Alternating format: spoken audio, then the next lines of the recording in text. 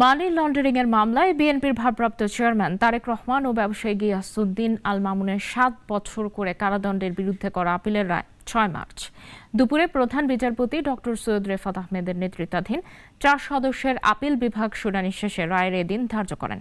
এর আগে এই মামলায় ২০১৬ সালের ২১ জুলাই বিচারিক আদালতের খালাসের রায় বাতিল করে তারেক রহমানকে ৭ বছরের কারাদণ্ড দেন হাইকোর্ট।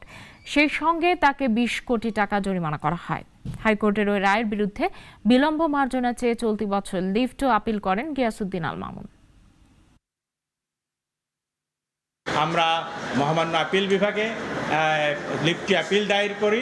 সেই আপিলের প্রাথমিক শুনানি আনতে 10ই ডিসেম্বর লিভ গ্রান্ট করে।